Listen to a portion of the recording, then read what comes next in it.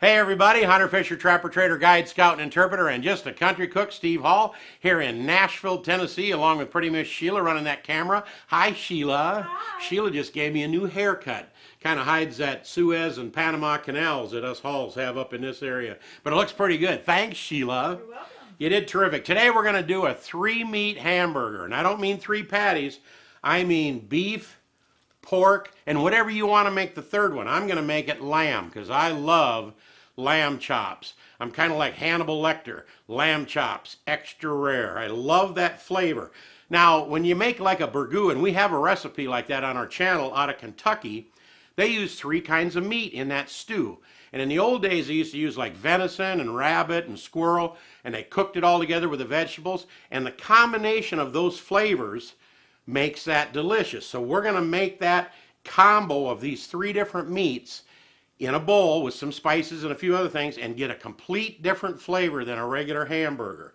Now these are a pound apiece, and I'm going to cut off 1/3 of each one of them, mix it up so I can only deal with 1 pound today, and the rest of them I'm going to mix up and form into patties and put in the freezer. But come on over and let's get started with our 3-meat hamburger. Now because I'm going to make 3 third-pound patties, I'll only need a total of 1 pound. Now 1/3 is pork, 1/3 is beef, and 1/3 is lamb, and I can't remember what, but I only got 1/3 of a pound of each one of those. And I'm just going to start mixing it together here. Get it all combined to get those flavors mixed up. But we're going to add some other goodies to this. Now in my little seasoning dish over here, I've got the Magic 4, which is salt, pepper, onion powder, and garlic powder. I'm going to put a little bit of that in there just to taste. You can season it up however much you want to put in. But this is salt, pepper, onion powder, and garlic powder. Now I would normally serve a patty that big around with that much seasoning, so that's how much I'm going to put in there.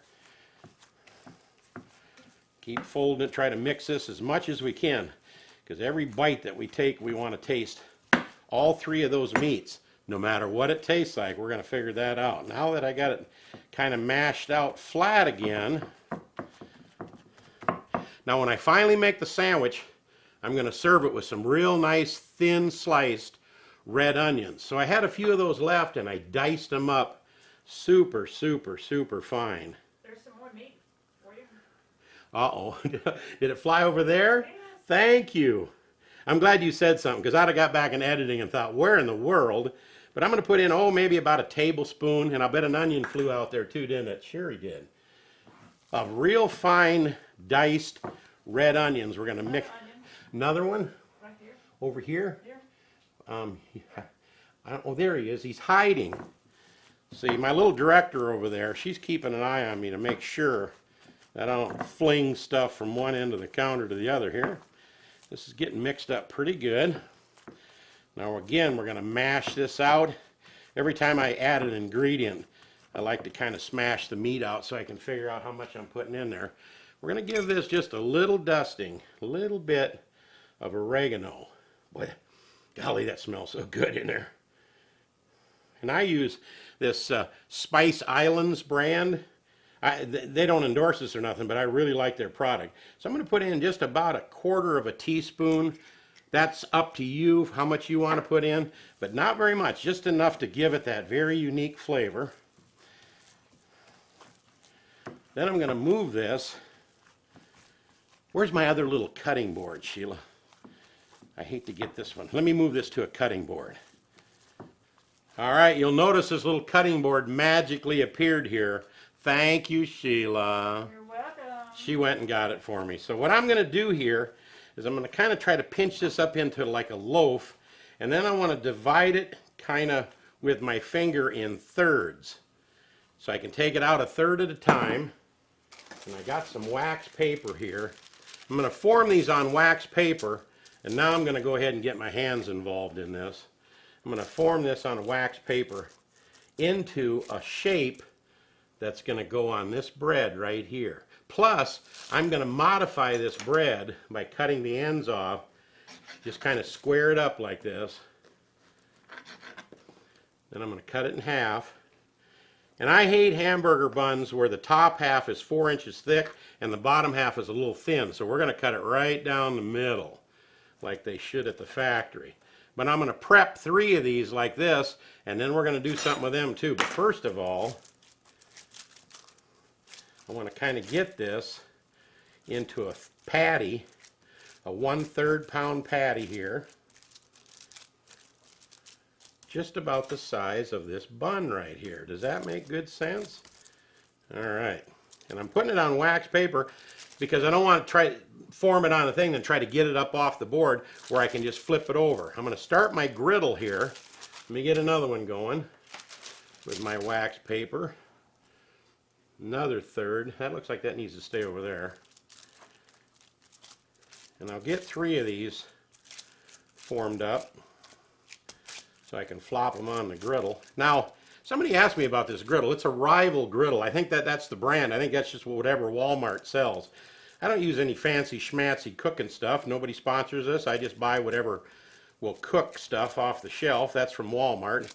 I also use a New Wave 2, N-U-W-A-V-E 2, no spaces. You can look them up for my cooktop. Then there's also one of those Copper Chef cooktops that I got free with a pot. But let me make this 3rd patty, and we'll be right back, and we'll fire up this griddle. I wish we could go outside, but it is 96 degrees outside right now. So I am not going out there and fire up the grill. We're going to do them on the griddle. Be right back. All right, talk about think outside the bun.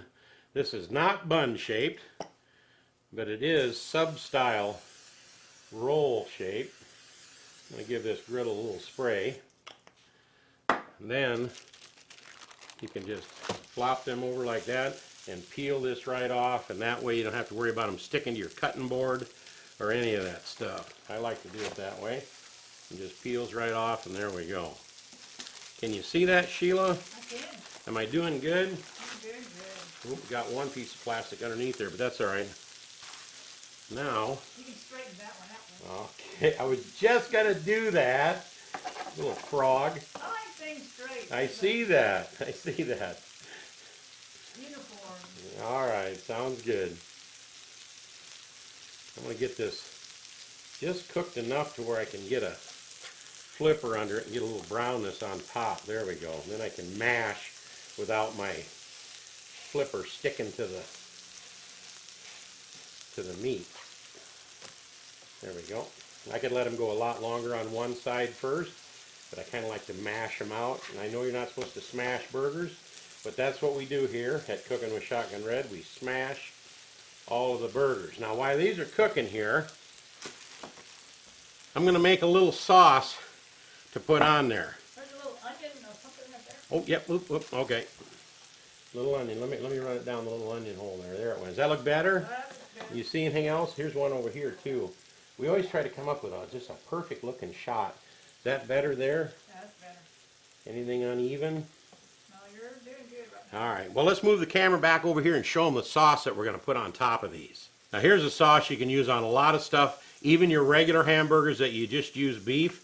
In this little cup here, I got 1/4 cup of ketchup, 1/4 cup of mayo, and 1/4 cup of mustard. I didn't want to mix them together till I showed them to you first.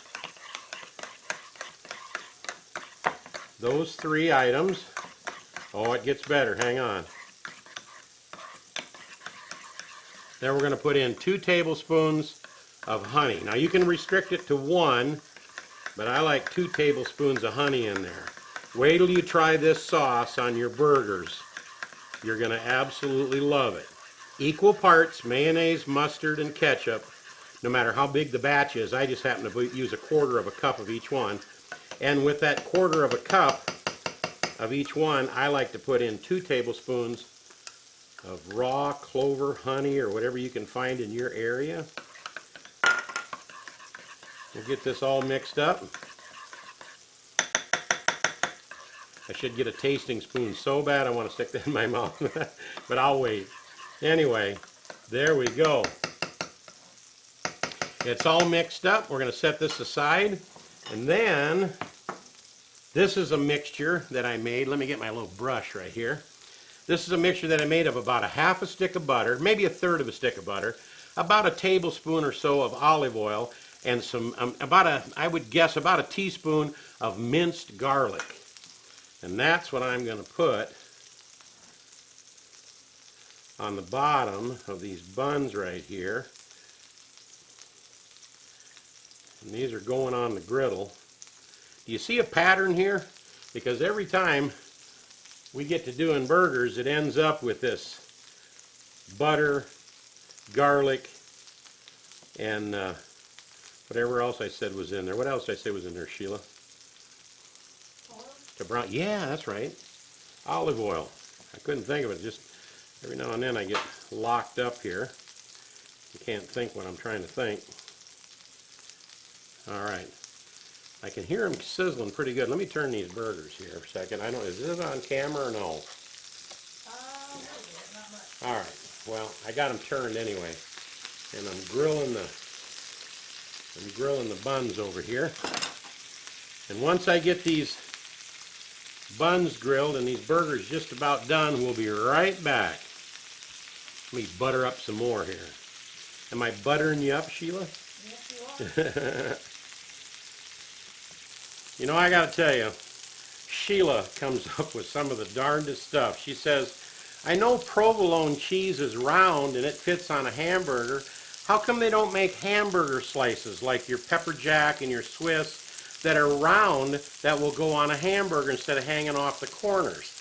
So I actually, because these are kind of elongated burgers here, I cut the provolone so it'd be a long strip, and I also cut off about 1/4 of the pepper jack so it would be the right strip, just in honor of Sheila's ideas. Let me turn these over now that they're hot. I'll put provolone on one and maybe pepper jack on the other two, and I cut off 1/4 of that so it would lay perfect on them little burgers, them long burgers. Let's let this cheese melt a little bit, and then we'll plate these up. Our burgers are done, and before we put them on these buns, I'm going to give the bottoms just a little slather of this ketchup, mustard, mayo, and honey mixture, just so there's some underneath. Perfect. Then I like to slide stuff around, so if I put it on a plate, it's easier to try to slide it off a plate than it is to try to get it to come off this little flipper so perfect when I can just slide it right where I want it to be. There's the third one, and I can slide him just like that. Perfect. Then what we're going to do here is we're going to give it just a little bit of sauce on top. Not much, just a little bit. And then I got some Roma tomatoes that I sliced super thin because I don't like great big tomatoes falling off of the side of anything. 2 of them look like they fit on there just sweet. Then we're going to give it. Put me 3 on there, 1 in the middle. All right, Sheila. You always do that, and it never makes a sandwich correctly. It's a struggle. It's always a struggle to try to get the lid on when you always put your, well, okay, there's 3 of them. A little bit more sauce here on top to make our onions stick to it, because we're going to put on just them nice little sliced onions just like they have down here at Subway sandwich place. We slice them real super thin as well. Red onions on top. If a few fall off, that's okay, because we're going to hide them with some pickles and potato chips. Then, believe it or not, I'm going to hit the tops one more time with a little, this is kind of the glue that keeps all this together. Just a little bit on top. That'll keep your onions from sliding off of there. Beautiful thing. Man, I can taste them in the air. They taste so good.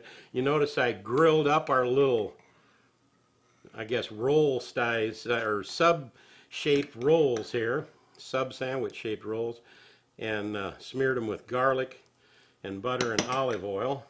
You gotta have them grilled. Perfect, perfect. Then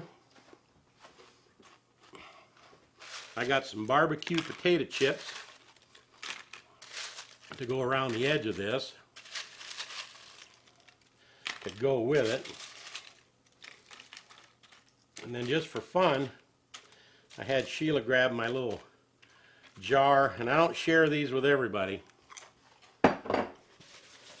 These are homemade dill pickles. That the lid won't come off. Now that Sheila took the lid off the jar and I got the pickles out of there, we'll just lay a couple of dill pickles on here. Homemade dill pickle. That one's crooked. Can't have that, or she'll say that's a crooked pickle laying there. I'll lay a couple in each location. Over here as well. There's that crooked one. He's just getting put in there because that's all there is to it. And there you have it. Let me move this stuff out of the way. What do you think, Sheila? Looks pretty. That's what you always say. I know, but it does. I'll tell you if it looks ugly. All right. Yeah, there you go.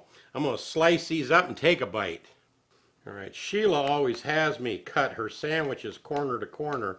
And there is no corner to corner here, so I cut them at an angle anyway, just for her, just in case. And look what we have here, layered with our sauce, with our onions in there, with the onions inside the meat, along with some oregano and some seasoning. But the meat is 3 different meats, beef, pork, and lamb.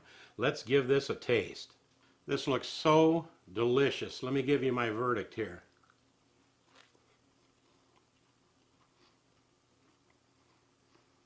Completely different than any hamburger you have ever tasted. That is so, so delicious. It's so good. Time for an edit. Man, I had to turn the camera off so I could take a second bite. This is so delicious. And that simple little sauce of equal parts ketchup, mustard, and mayonnaise, then honey added to it. You know what? You could even throw in a little hot sauce if you want the heat sweet kind of thing. But try it straight up to begin with, because it is so good on any hamburger that you make. But just once, give this a try. This is such delicious flavor. I'm going to make these from now on. They're so good. Beef, pork, and lamb. Equal amounts, ground, mixed up. Throw in some of that oregano and seasoning and all that stuff. And then I even diced up some little red onions and put in there. Whew, all I got to do is say, I got to lay this down or I'll take another bite before we turn the camera off. We hope you enjoyed this recipe, and we hope you subscribe to our channel. Little Shotgun Red's face is going to pop up over here in just a little bit. When it does, I want you to click on it, and when it says subscribe next to there'll be a bell, right, Sheila? Right. When you click on the bell, that'll notify them that we come out with all our new recipes when we do. And over here, we'll add another recipe that we hope you enjoy. And is this the best 3-meat hamburger you ever ate? If it ain't, it ought to be. Remember, all the ingredients for everything are right under the video. If you look under the video, you might even see where it says show more. Just click on that and the entire recipe will drop down. You never have to go to a website to get our recipes. They're always right under the video, so it keeps it handy for you. But if you are snooping around, you want to go over to shotgunred.com and click on that. We got a lot of goodies over there as well. Is this good, Sheila? Yes. I made one especially for you. It's right here in the middle. I can't wait. We'll see you next time right here on Cooking with Shotgun Red. You can turn the camera off, Sheila. Wow.